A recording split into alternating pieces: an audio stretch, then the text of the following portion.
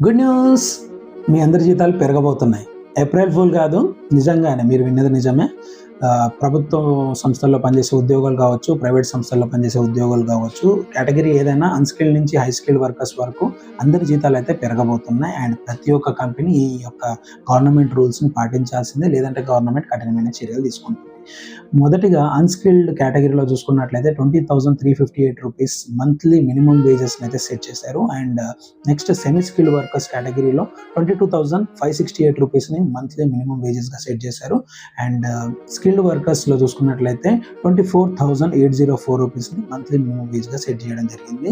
And high skilled కేటగిరీలో చూసుకున్నట్లయితే రూ. 26,910 మంత్లీ మినిమమ్ వేజెస్ సెట్ చేశారు. అంటే ప్రతి కేటగిరీ ఏదైనా సరే ప్రతి ఒక్క కేటగిరీలో మంత్లీ మినిమం ఫిక్స్డ్ శాలరీ అయితే ఫిక్స్ చేసింది గవర్నమెంట్.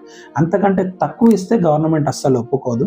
కాబట్టి గవర్నమెంట్ ఫిట్ చేసిన ఈ కొత్త రూల్స్ ఏవైతే ఉన్నాయో దానివల్ల చాలా మంది ఎంప్లాయీస్ అయితే హ్యాపీగా ఫీల్ అవుతారు. అండ్ ఈ గుడ్ న్యూస్ని ఉద్యోగం చేసి మన ఫ్రెండ్స్ అందరితో షేర్ చేయండి. వీడియోని లైక్ ఇంకా షేర్ చేయండి. ఇలాంటి ఇన్ఫర్మేటివ్ వీడియోస్ మీ దాకా రావాలనుకుంటే నన్ను సబ్స్క్రైబ్ చేసుకోండి. Thanks for watching. జై భారత్.